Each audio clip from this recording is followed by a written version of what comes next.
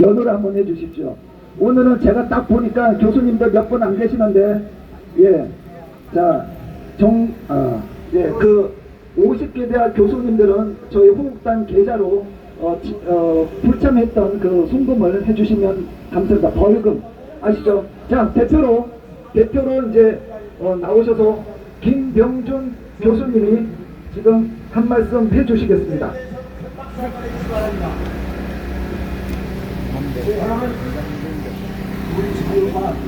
벌금으로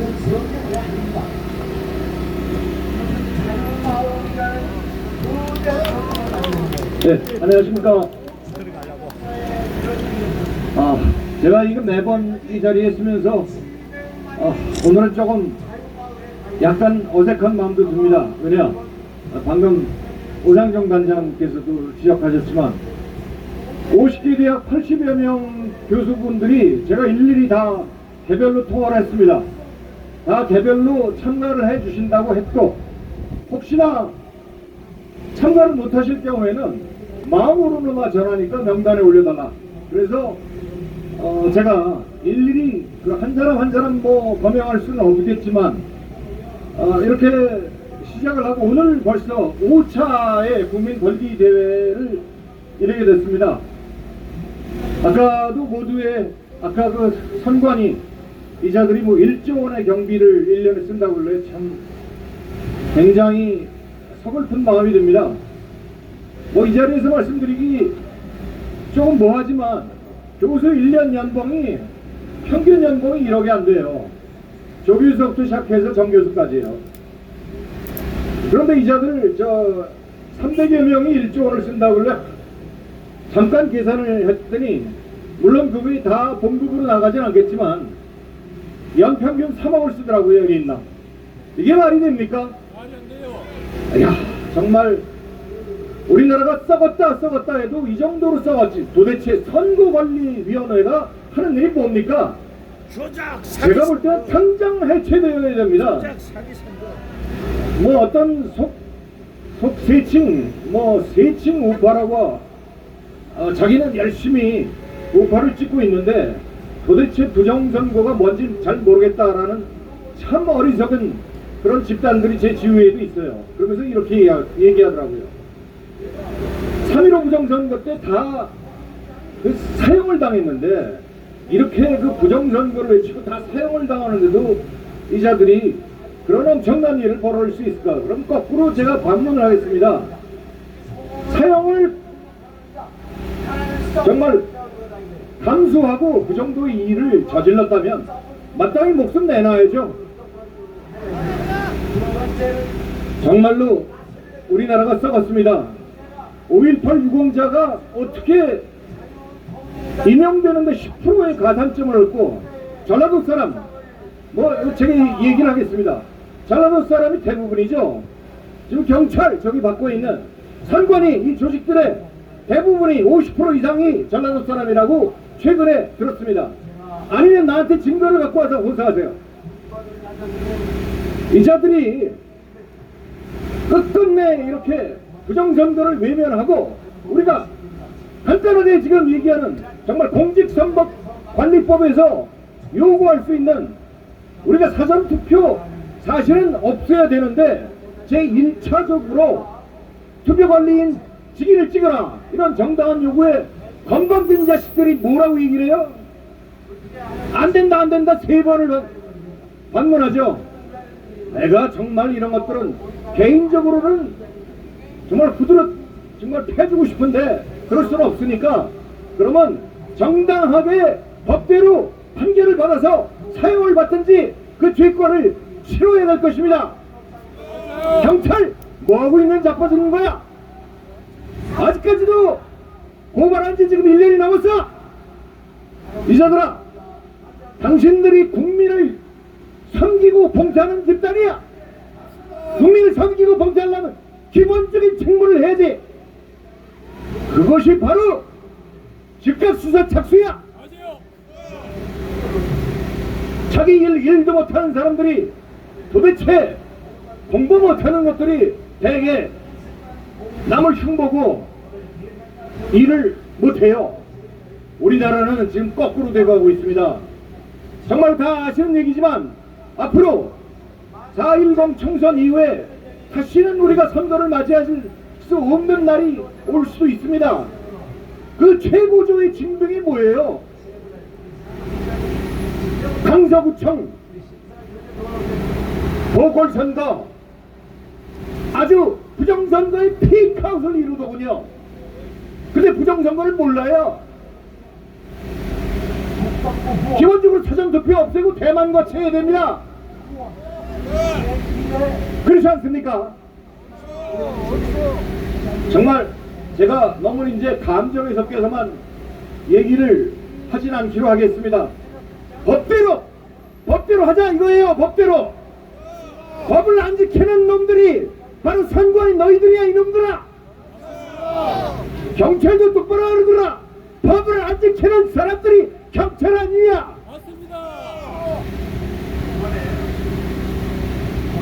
죄송합니다. 제가 감정이 조금 복받쳐서 구호 외칠 마음의 준비가 안 됐지만 오늘 이 자리에 서명만 하고 안 나온 교수들도 대변해서 앞으로는 서명을 안 했으면 돈이라도 갖다 내지. 안 그렇습니까? 맞습니다. 확실히 촉구하겠습니다. 감사합니다.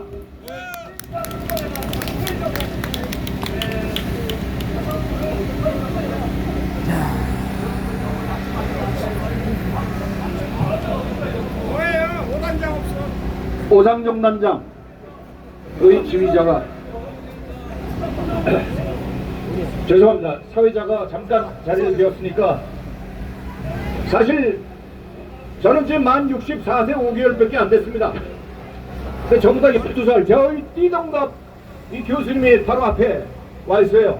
이 교수님은 사실은 시민단체 일원으로서 정말로 제가 눈물겹게 그냥 우리 동네 살아요.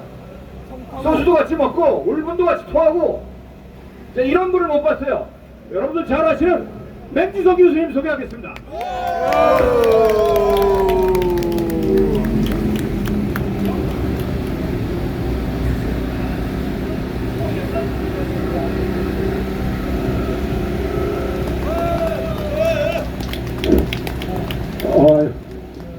제가 오늘 뭔가 얘기하려고 하는 걸 앞에 분들이 다 얘기했네요.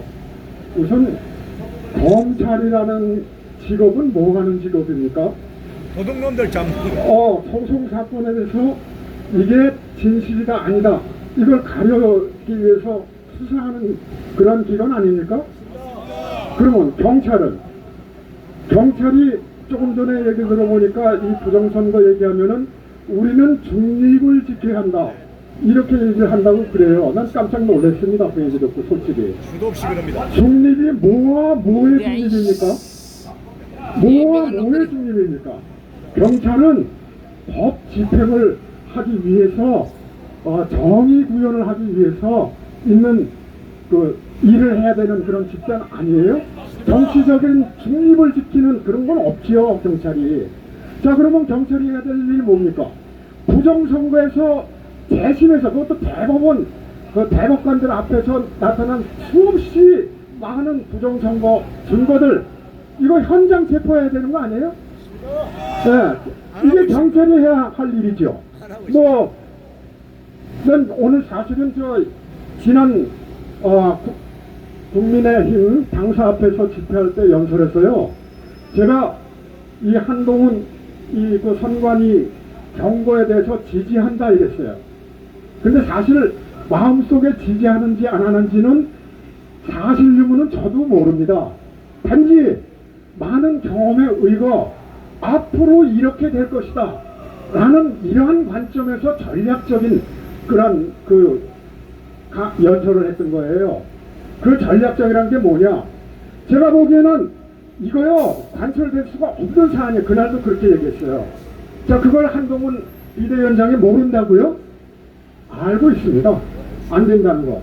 근데 이거를 들고 나왔던 이 사실은 진위가 뭐냐? 라는 것. 그 다음에 적당한 시기에 빠져나가면 어떡하나. 우리 시민단체들은 이미 4년 동안 외쳐왔어요. 그런데 정당에서 나온 건 이번에 처음이라고요. 이 사람이 이 투쟁을 아니면 경고, 이 행위, 행동, 행보 이런 것들을 위해서 빠져나가면 안 되겠다. 이런 함정이 깔려있는 연설이었었습니다. 국힘당에. 그래서 그거를 뒷받침할 수 있는 그게 뭐냐. 국힘당 전체가 나오라 이런 얘기예요. 그러면 못 빠져나가지요. 국힘당 전체가 나오면 어떻게 빠져나갑니까? 이런 그 계획적인 전략 전술적인 그 연설을 했던 겁니다.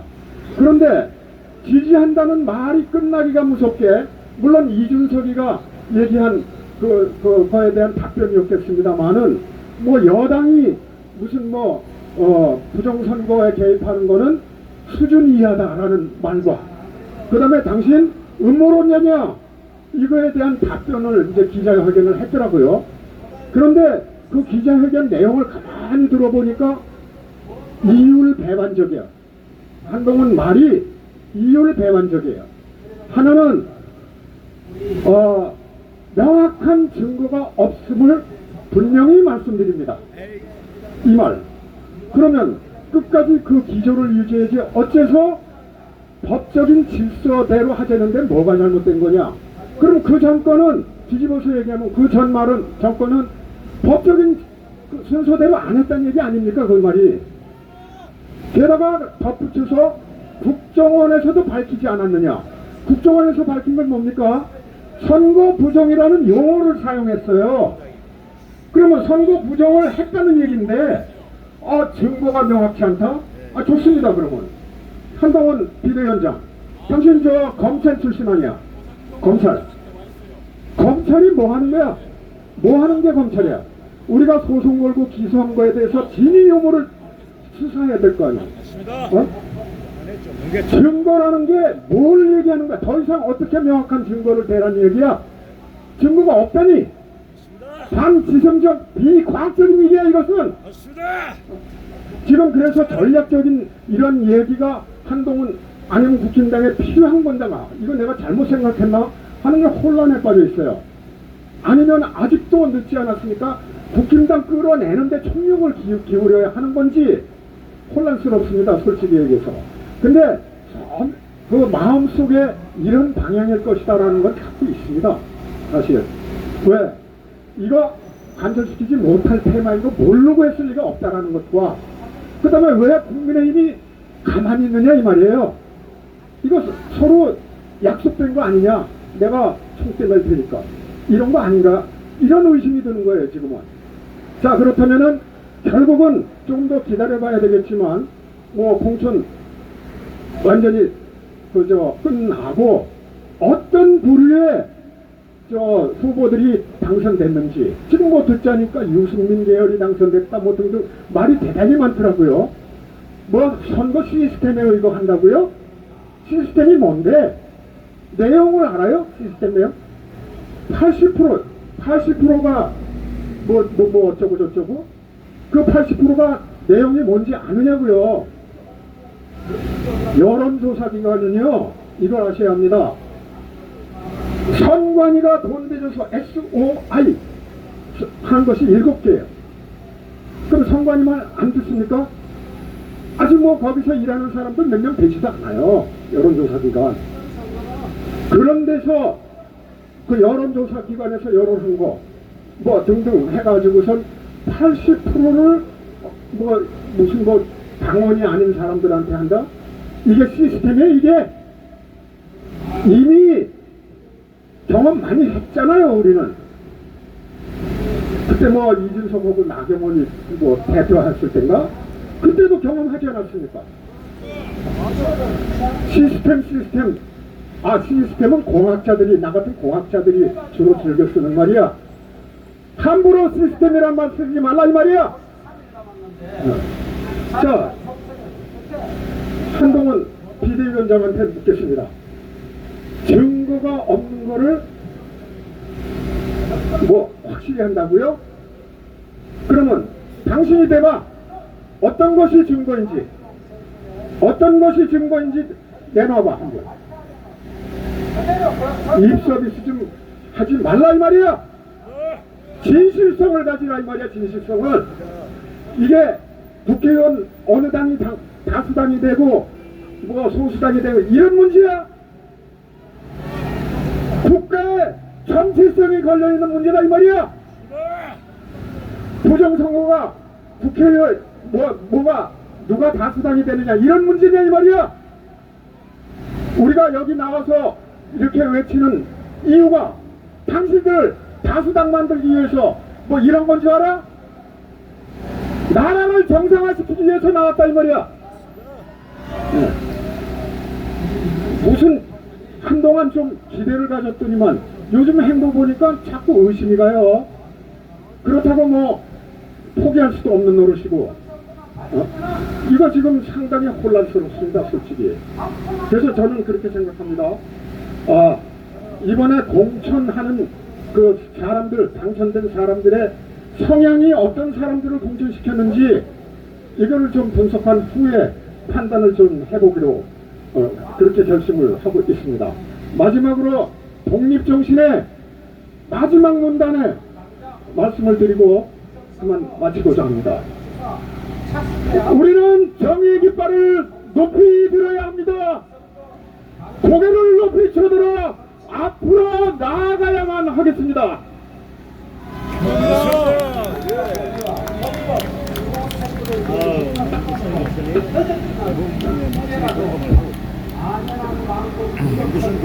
네, 죄송합니다. 저희가 이제 행진 때문에 이게 참여 인원 어떻게 할 거냐 해서 저희가 200분 이상 넘지 않으면 행진 안 하겠다고 지금 정보관들을 하느라고 제가 맹주성 교수님 소개를 시켜드리지 못했습니다. 자, 여러분 다시 한번 구호 한번 외쳐보도록 하겠습니다. 지금 대한민국의 가장 상식적인 집회를 하고 있는 겁니다. 어떻게 국민들이 법대로 하자는 집회를 할 수가 있습니까? 왜 중앙선거관리위원회는 대한민국 법이 정한 대로 하지 않는지 모르겠습니다. 아예 사실 알지 왜 모르겠어. 하지만 어쨌든 모르겠습니다. 하여간 자, 저희들은 투표관리관 개인 도장을 직접 날인한 것을 그 법대로 지키는 것을 요구하고 있습니다. 한동훈 비대위원장은 그것을 반드시 관철시켜야만 합니다. 한동훈 비대위원장은 투표관리관 개인 도장 날인 관철하라! 한동훈 비대위원장은 투표관리관 개인 도장 날인 관철하라! 한동훈 비대위원장은 투표관리관 개인 도장 직접 날인 관철하라! 관철하라! 자, 여러분 계속 이 목소리가 퍼져나가야 될 겁니다. 계속 나가야 될 겁니다. 그래서 지금 아마 여러분들 중에 뭐 이런저런 얘기들 많이 하시는 분이 있습니다. 어떤 분들은 야 한동훈 야 그러면 사전투표 폐지해야지 뭐 이런 얘기를 하시는데요. 우리가 할 수 있는 것만 딱 했으면 좋겠습니다.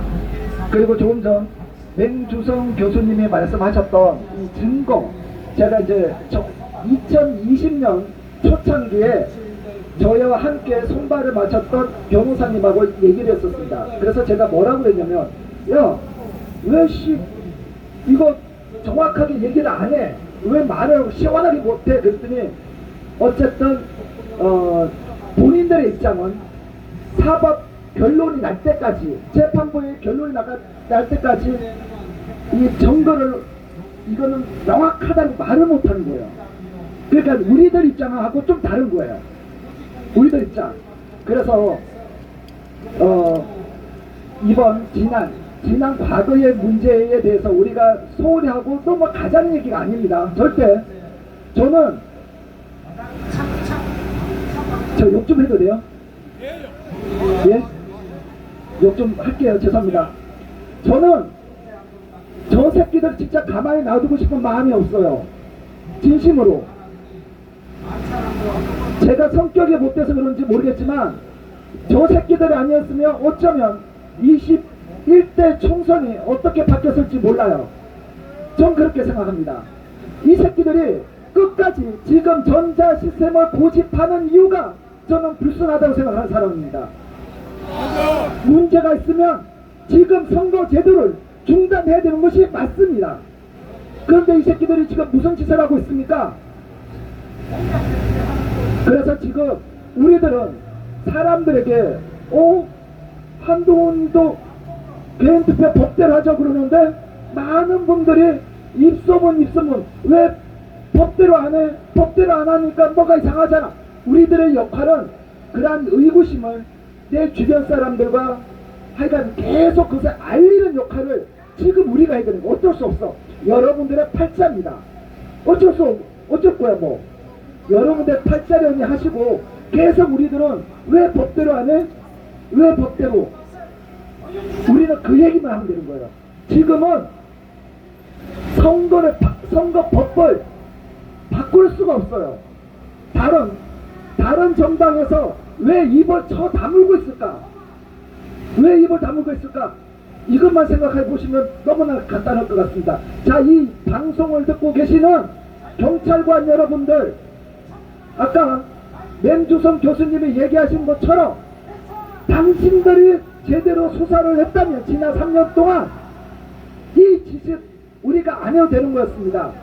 어떻게 각하 결정을 내리는데 2년이 걸립니까?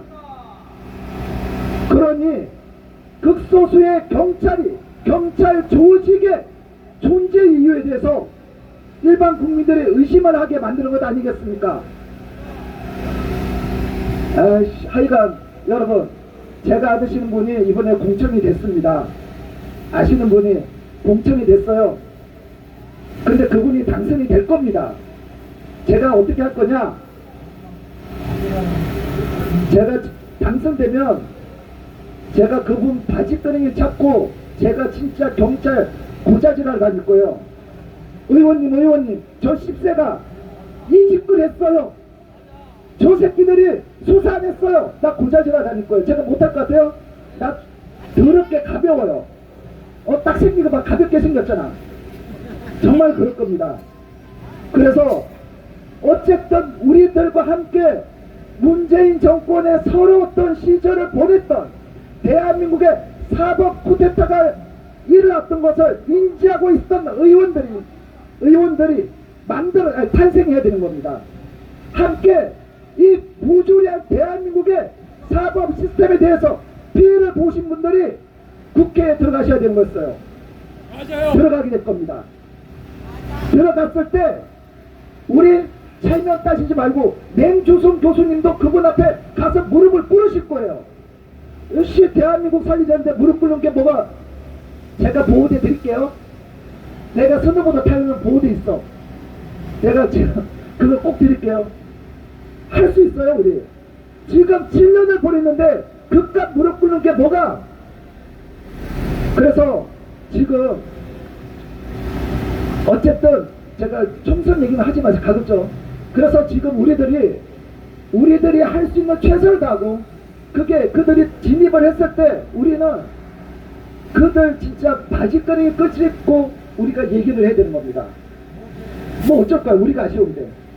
자, 다시 한번 외쳐보도록 하겠습니다. 다시 한번 모이치도 한국 투개표 과정은 허점 도중이 중앙선관위 해킹 의혹 즉각 수사하라. 수사라! 중앙선관위 해킹 의혹 즉각 수사하라. 해킹 보안체 마련 않고 기존 투개표 시스템 강행하는 중앙선관위 규탄한다. 중앙선관위 규탄한다. 한동훈 비상대책위원장은 투표관리관 개인 도장 직접 날인 관찰하라. 한동훈 비대위원장은 투표관리관 개인 도장 직접 날인 관찰하라. 한동훈 비대위원장은 투표관리관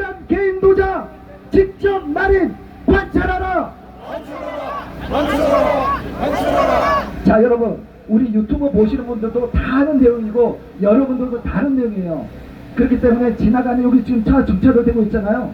그분들이 이걸 보고 그리고 우리들 구호에 치는 게 훨씬 효과적입니다. 그리고 여기 아직 설마 중앙선관위가 저런 짓거리 하겠어 하고 있는 경찰들 들으라고 그렇게 우리는 목소리를 내면 되는 겁니다. 어떤 분들은 왜 아는 내용 또 하고 우리 아는 내용 또 하고 자다가 잠꼬대도 관찰하라 하는 걸 우리는 해야 되는 겁니다. 자, 다음 아까 준비되는 다른 약속이 있어서 먼저 가야 되는 상황에서 저희가 했고, 다음 이제 저 만나서 진짜 개고생을 하고 계시는 ROTC 김병태 회장님의 발언이 있겠습니다. 아니 그래도 행복하시죠? 아니 그럼요. 예, 대머리 사람은 어르신들입니다. 아니 차에서 긁고 가는 거야 이 새끼. 이거를 해줬어야 되는 거야. 이래 부를 거야 이거. 가만 놔뒀어. 그래갖고 2단 접차기로 뱃돼지를 그냥 죽창을 내야지. 아니 이걸 했어야 되는데 순간에 저기 욕인가 뭔가 했어. 이런 샵샤게. 이런 샵샤게 이거 죽여 샥샥샥샥. 충성! 오늘 행진을 못하기 때문에 시간적 여유가 있기 때문에 제대로 오늘 하고 싶은 얘기 좀 하겠습니다. 뭐 항상 했는데. 내가 할 거야. 우리는 1월 3일부터 지금까지 올 코트 프레싱을 하고 있습니다. 여기 참여하는 ROTC 애국동지 회원분들은 다 70세 이상 80대입니다. 이래 하다 보니까 너무 힘이 들어서 오늘 사실 어제 45명 참석했는 거에 절반밖에 못 나오셨어요. 인정합니다. 안타깝습니다만은 이것이 우리의 현실입니다. 자, 오늘 드릴 말씀은 우리 대한민국이 얼마나 노란의 위기에 있는지 이걸 공유하도록 하겠습니다. 6.25 사변이 있었습니다. 이 6.25 사변을 거치면서 북의 실체를 봤습니다. 그래서 전 국민이 한마음이 돼서 격퇴하는데 한미동맹이 결정적으로 그 이후에 대한민국의 방향을 결정지었습니다. 한미동맹이 체결되고 나니까 그때부터 정상적으로 대한민국이 안전하게 성장할 수 있었습니다. 박정희 대통령이 산업화에 성공을 하고 그 뒤로 더 산업 고도화를 위해서 이걸 가지고 휙 던져버려. 전두환 대통령이 산업 고도화를 성취시켰습니다. 이렇게 해서 대한민국의 국력이 신장되자 북은 통일 전략을 완전히 바꿉니다. 어떻게 바꿨느냐? 무력 통일이 어렵다는 것을 잘 압니다. 그래서 저들은 방향을 바꾼 것이 바로 안토니오 그람시의 진지론 진지전 사상전으로 완전 전환했습니다. 그래서 사상전하기 위해서 제일 중요한 게 뭐냐? 바로 남한 내에 우리 대한민국 내에 진지를 구축하는 거예요. 자기들의 진지, 북의 진지를 구축하는 겁니다. 그래서 간첩을 대폭 난파했습니다. 그리고 내부에 있던 사람들을 교육을 시켜서 간첩을 만들었어요. 그 간첩 인원이 15만여 명이라는 것을 김국성 씨가 작년이 아니군요. 그렇죠. 작년 제5차 ROTC 애국 포럼에서 직접 증언을 했습니다. 그렇듯이 간첩 15만 명을 양성해서 직접 운영했다 그랬어요. 그런데 더 가만인 것은 자생 간첩이 얼마인지는 말씀을 못 드립니다. 이런 얘기를 했어요. 훨씬 많다는 얘기예요. 간첩 15만 명이면 330명당 한 명이 간첩이에요. 2006년도부터는 간첩 난파가 없어졌습니다. 왜 그러냐? 더 이상 넣을 곳이 없어서 간첩 난파를 할 필요가 없었다 그랬습니다. 없는 곳이 없습니다. 자, 우리가 지금 문제 삼고 있는 모든 곳에 다 간첩이 있습니다. 군대에도 간첩이 있고, 중앙선관위도 간첩이 있고, 국회에도 간첩이 있고, 행정부 안에도 간첩이 있고, 없는 곳이 없어요. 이런 현실 속에서 그분들이 했던 것이, 북이 했던 것이 뭐냐? 바로 진지전 첫 단계에 들어갔습니다. 그게 무엇이냐? 사상교육인데, 사상교육의 시작이 바로 전교조였습니다. 전교조가 교육 통로에서, 우리 교육 안 받는 학생 없어요. 전 국민이 교육을 다 받습니다. 그 교육 통로로 장악하고 계속 사상교육을 하는 거예요. 불온 사상을 계속 주입하고 있어요. 그 다음에 이어지는 것이 전대협 다음에 한총련, 이런 과정을 거치면서 사상교육을 해서 공산사회주의에 대해서 확신하고, 공산사회주의에 대해서 희망을 걸고, 공산사회주의에 대해서 사랑하는 이런 사명감에 불타는 북의 전사를 양성했습니다. 사명감에 불타는 전사가 얼마나 무서운지 제가 말씀을 드립니다. 제가 졸업 논문이 뭐였느냐 하면 중국 공산화였어요. 중국 공산화, 이게 제 졸업 논문입니다. 중국 공산화하는데 몇 명이 필요한지 아십니까? 딱 2명이 필요했어요. 누구였느냐?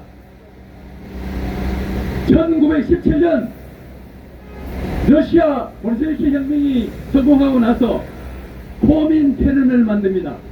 세계 적화를 하기 위해서, 세계 적화를 하기 위해서 코민테른을 만들었는데, 코민테른에서 1등 했는 두 사람이 가장 적화하는데 좋은 나라가 어디냐? 가장 효과 큰 데 어디냐? 중국이었어요. 그 당시에 중국은 4억이 넘었습니다. 마링이라는 사람하고 보이틴스키라는 사람이 중국에 침투합니다. 2명이 중국 공산화 시켰습니다. 그 사람들이 1919년에 중국에 들어와서 2년 동안 교육을 해서 1921년 7월 달에 상해에서 13명을 공산당 창당하는데, 공산당을 창당하게 됐습니다. 13명이 공산당 창당했는 그 사람들이 바로 중국 4억 명을 공산화시켰습니다. 4억 명 공산화시키는데 몇 사람이 필요하다고요? 13명! 그 13명은 공산주의에 대해서 확신하고 희망을 걸고 사랑했습니다. 사명감에 불탔어요. 사명감에 불타면 그 정도 큰 힘이 발생됩니다. 그래서 그런 사람들을 한총련 전대협을 거치면서 전사를 만들어서 대한민국 구석구석에 다 집어넣어요. 처음에는 그게 진지가 아니었어요. 진지가 안 됩니다. 처음에는 뭐였느냐? 교두보, 겨우 교두보였는데 계속 양성해서 집어넣으니까 뭐가 됐느냐? 공고한 진지가 됐어요. 공고한 진지가 다 있습니다. 지금 왜 이래 우리 고생하느냐? 이 알리는 일을 누가 해야 됩니까? 언론 방송이 해야 되잖아요.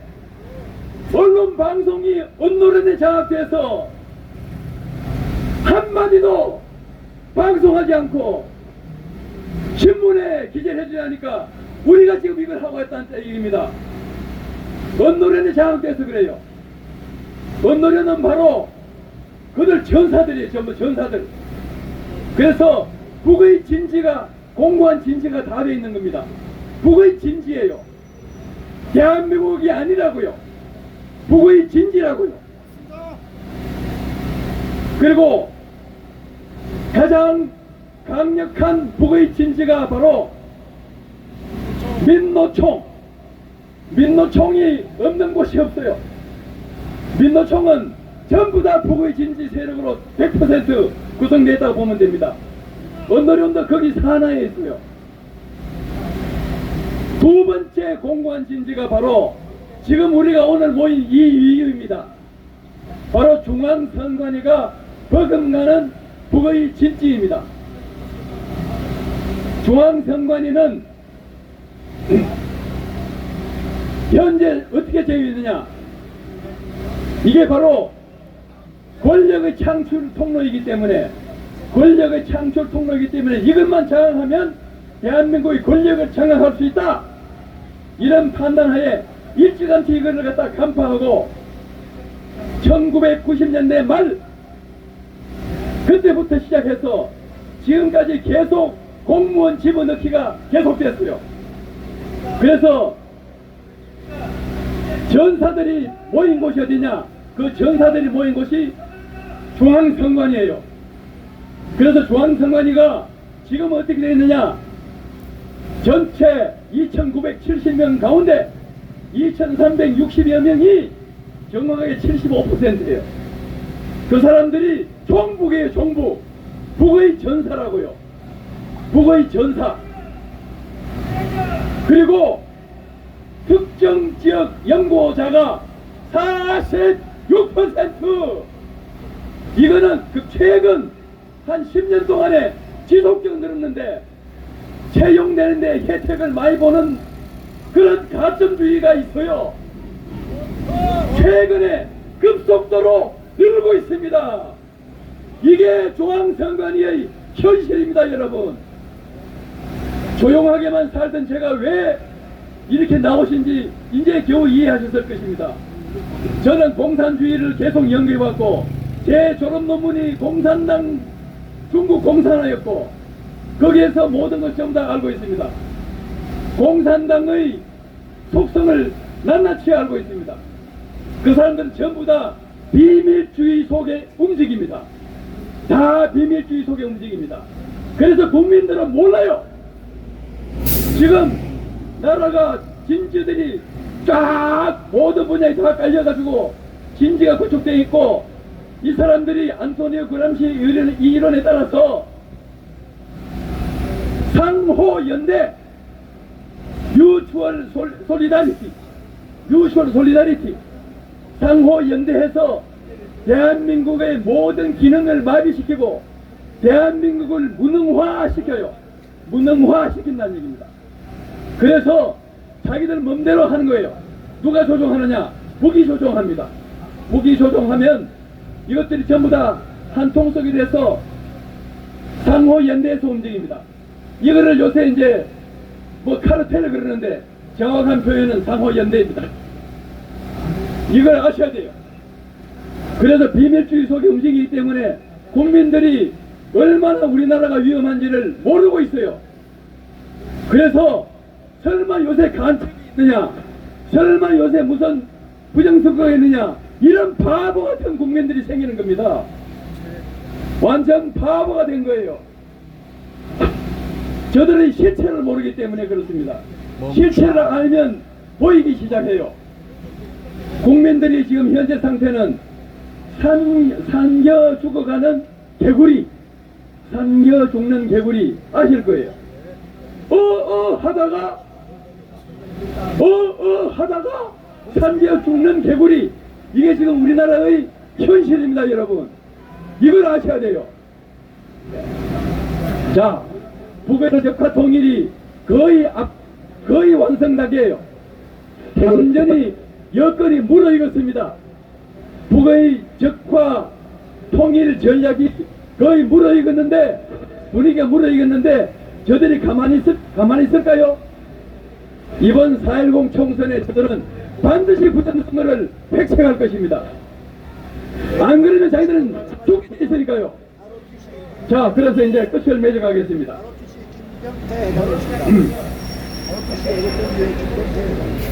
중앙선관위는 공명선거를 하기 위해서, 공명선거를 관리하기 위해서 만들어진 조직인데, 지금 저들이 하는 게 뭔지 아십니까?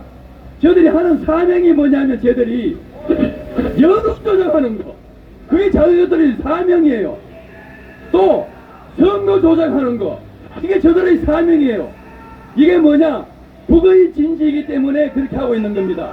이해 가십니까? 도무지 이해 안 간다는 사람들은 이제 겨우 이해하실 겁니다. 왜냐하면 복의 진지이기 때문에 자기들의 사명을 다하고 있는 거예요. 복을 위해서, 복에서 보면 정말 잘하는 거죠. 이제 이해하실 겁니다. 그래서 우리는 뭘 해야 되느냐? 여론조작 방지를 해야 되고 선거조작 방지를 해야 됩니다. 여러분 기억하실 겁니다. 저들은 여론조작부터 먼저 들어갑니다. 여론조작부터 들어갔는데 박근혜 대통령 마지막 탄핵될 때 여론 지지율이 얼마인지 아십니까? 5%. 여러분 5%라고 받아들이십니까? 받아들이세요. 이게 저들의 실체라니까요. 저들은 제일 먼저 뭘 하느냐? 여론조작부터 합니다. 지금 여론조작 없을까요? 여론조작을 계속 해왔어요. 그게 뭐로 나타나는지 아십니까? 선거조작으로 나타납니다. 여론조작이 돼서 그 정도 나와야 전산조작을 해서 표조작을 해서 선거조작한 그 결과값을 맞추기 위해서 계속 여론조작을 하고 있는 것입니다. 이걸 아셔야 돼요.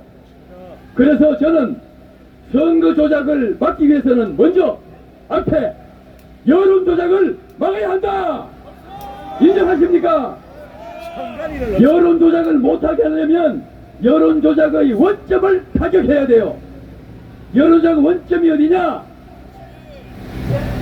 바로 사당역 5번 6번 출구 200m 지점에 있는 중앙선관위 관악청사 여론조사심의위원회가 그 안에 들어있어요. 그 원점을 타격하러 다음 주 금요일 23일 제가 바로 마이크를 들고 거기서 주관을 합니다. 참석하실 거죠? 여론조작 막으실 거죠? 좋습니다. 다음 주 금요일 바로 여론조사 심의위원회 앞에서 여론조작 규탄, 여론조작 방지 촉구 집회를 할 것입니다. 그래서 여론조작 못하면 감히 선거조작 못하게 돼 있어요. 여론조작 하는 거는 바로 QR코드 투표지로부터 투표 성향을 다 알고 있어서 여론조사 기관의 조정을 통해서 다 할 수 있습니다. 그 방법은 다음 집회 때 말씀드리기로 하고 저는 여기서 선거조작 방지하는 두 가지에 대해서 마지막 말씀을 마치고 끝내겠습니다. 선거조작은 두 프로세스, 두 가지. 하나는 표조작, 하나는 정산조작. 두 가지가 한꺼번에 작동돼야 된다. 그런데 표조작은 막을 수 있는 방법이 있어요. 바로 여기 있는 투표관리관 도장을 투표관리관이 직접 날인하는 거. 두 번째는 사전선거인 명부를 명확하게 수작업으로 작성해서 사전선거인 명부를 작성하는 것. 이거 하면 표조작 못합니다. 이렇게 막고 이거는 누가 맡아줘야 되느냐? 국힘당 한 비대위원장을 비롯해서 국힘당 전체가 나서서 해야 되는 거예요. 비겁한 국회의원들이 안 나서고 있어요. 한동훈 혼자서 떠들고 있어요. 저들은 비겁해요. 그렇지만은 그쪽에서 해결해 줘야 돼요. 두 번째, 전산조작은 어디서 막아야 되느냐? 국정원에서 막아줘야 됩니다. 국정원에서 막는 걸로 알고 있고 어제 우리 가서 많이 외쳤어요. 국정원은 힘을 가지고 바로 전산조작을 방지함으로써 공명선거가 돼서 정상화된다면 국정원의 가장 큰 문제인 대공업무 박탈당한 거 이걸 회복시킬 수 있어요. 그래서 자기들 살기 위해서도 사생결단 해야 된다고 어제 부르짖었습니다. 대공업무를 회복시키려면 공명선거를 하기 위해서 전 국정원에 있는 모든 분들이 달라붙어서 공명선거 할 수 있는 전산조작 방지 활동을 해달라 할 수 있습니다. 이렇게 두 가지 그쪽에 임무를 하고 우리는 그것을 서포트해야 됩니다. 그래서 2월 말까지 밖에 기한이 없으니 그때까지 우리는 아스팔트에서 이렇게 외쳐야 되는 것입니다. 이상 장황한 말씀을 드렸는데 도움이 되시는지 모르겠습니다. 자, 그럼 이것으로서 저는 마치겠습니다. 마지막에 중앙선관위 해체가 제 목표입니다. 제 목표는 그거예요. 마지막 구호 외치겠습니다. 중앙선관위를 해체하자! 해체하자! 해체하자! 충성! 청생 필선. 네, ROTC 임재수 전임 회장님을 열려서 동백대장님께서 열심히 가야 되겠다. 야, 우리 김병태 회장님은 앞으로 제가 더 부려먹어도 되겠습니다. 예. 좀 이제 여론 조작 말씀을 하셨죠? 자, 여러분, 그것도 재미나지는 않을지도 모르겠지만 그 얘기를 한 가지 드리자면, 여러분 지금 부정선거 관련해서 싸우고 계시는 여러 변호사님들 계시죠? 그 중에 딱히 떠오르는 이름 누구인지 한번 얘기해 보십시오. 누구? 안 들려. 아, 다시 들릴 때까지 누구? 네, 많은 변호사님들이 계십니다. 그 중에 박주현 변호사라고 제 등치 두명 막 등치 큰 젊은 변호사가 있죠. 그 변호사하고 저하고 첫 인연을 맺게 된 게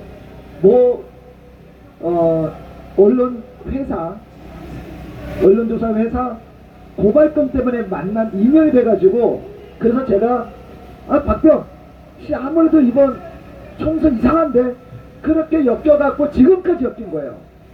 집에서 안 쫓겨난 게 정말 천만다행입니다. 그런데 이제는 이거 그만두고 돈 벌려고 그래도 형 이거 사명감이 있어서 이걸 꼭 해야겠대요. 진심으로. 예, 그래서 또 그렇게 엮인 분이 또 한 분 계십니다. 저하고 엮이면 그냥 머슴이에요. 그냥 우리 호흡단 노예가 되는 거야. 뭐 어째 팔자련 해야지.